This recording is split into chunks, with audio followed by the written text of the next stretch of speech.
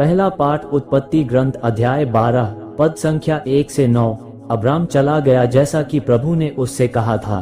प्रभु ने अब्राम से कहा, अपना देश, कुटुंब और अपने पिता का घर छोड़ दो और उस देश जाओ जिसे मैं तुम्हें दिखाऊंगा। मैं तुम्हारे द्वारा एक महान राष्ट्र उत्पन्न करूंगा, तुम्हें आशीर्वाद दूंगा और तुम्हारा नाम इतना महान बनाऊंगा कि वह कल्याण का स्रोत बन जाएगा।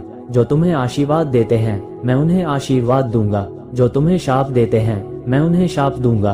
तुम्हारे द्वारा पृथ्वी भर के वंश आशीर्वाद प्राप्त करेंगे।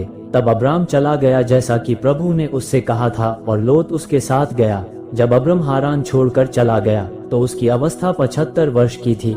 अब्राम अपनी पत्नी सारै तथा अपने भतीजे लोत को अपने साथ ले गया और उनके द्वारा संचित समस्त संपत्ति तथा उन सब लोगों को भी जो उन्हें हारान में मिल गए थे। वे कनान देश चले गए। वहां पहुंचकर अब्राम ने सिखेम नगर तक, मोरे के बलूत तक उस देश को पार किया। उस समय कनानी उस देश में निवास करते थे। प्रभु ने अब्राम को दर्शन देकर कहा, मैं ये देश तुम्हारे वंशजों को प्रदान करूंगा। अब्राम ने वहां प्रभु के लिए, जिसने उसे दर्शन दिए थे, एक वेदी बनाई। उसने वहां से बेतल के पूर्व के पहाड़ी प्रदेश जाकर पड़ाव डाला। उसके पश्चिम में बेतल और पूर्व में आए था। उसने वहां प्रभु के लिए एक वेदी बनाई और प्रभु का नाम लेकर प्रार्थना की। इसके बाद अब्राम जगह जगह पड़ाव डालते हुए नेगेव की ओर आगे बढ़ा। प्रभु की वाणी। आज का सुसमाचार संत मत्ती अध्याय 7 पद संख्या 1 से 5। पहले अपनी ही आंख की धरन निकाल लो।